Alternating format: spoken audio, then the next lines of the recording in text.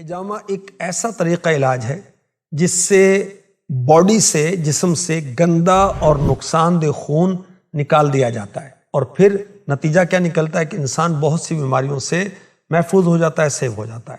سینکڑوں سال پہلے سے بیماریوں سے چھٹکارا پانے کے لیے جدید طبی وسائل اور سہولتیں میسر نہیں تھیں، تو ان روایتی طریقوں سے بیماریوں سے نجات حاصل کی جاتی تھی۔ اس میں بہت ہی ایک ایفیکٹو طریقہ سمجھا جاتا تھا حجامہ۔ آج کل اس کو کپنگ تھراپی کہا جاتا ہے۔ حجامہ کی وجہ سے خون کی گردش بہتر ہوتی ہے، خون میں آکسیجن اور غذائی اجزاء میں بھی اضافہ ہوتا ہے، جلد کی صحت بہتر ہونا شروع ہو جاتی ہے۔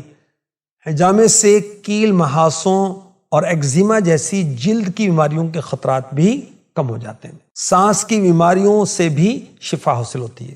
کپنگ تھراپی یعنی حجامہ پچنا، اس سے سینے اور پھیپھڑوں کے تناؤ میں، کھچاؤ میں کمی آتی ہے، پھیپھڑوں کی کام کرنے کی صلاحیت میں اضافہ ہوتا ہے، اور اس سے کیا فائدہ ہوتا ہے کہ بلغم کو جسم سے خارج کرنے میں مدد ملتی ہے۔ اس کے ساتھ ساتھ حجامہ سانس کی نالی کو متعدی انفیکشن میں بھی مفید ہے۔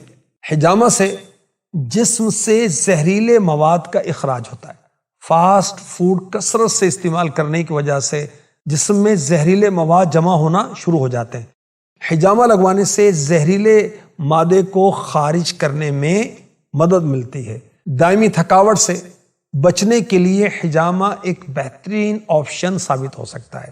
حجامہ کو زخموں کا بہترین علاج بھی سمجھا جاتا ہے، کیونکہ اس کے ذریعے سے زخم کے مندمل ہونے یعنی جلد بھر جانے کا عمل تیز کیا جا سکتا ہے، کیونکہ حجامہ سے خون کے بہاؤ میں بہتری آتی ہے، جسم کو توانائی ملتی ہے۔ حجامہ کی مدد سے پٹھوں کے درد میں بھی کمی آتی ہے اور جسم کو سکون ملتا ہے۔ حجامہ کی مدد سے موٹاپے سے بھی چھٹکارا پایا جا سکتا ہے۔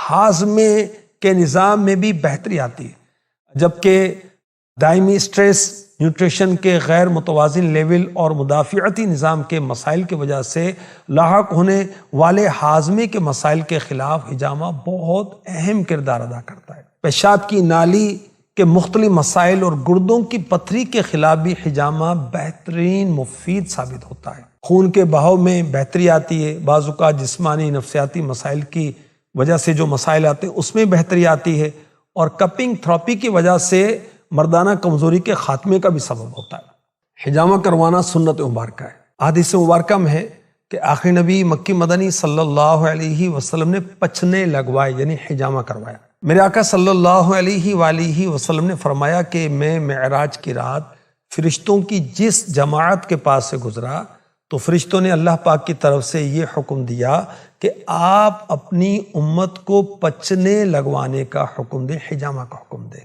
اللہ کے رسول صلی اللہ علیہ وسلم نے فرمایا تمہاری دواؤں میں بہترین دوا پچھنے لگوانا یعنی حجامہ کروانا ہے۔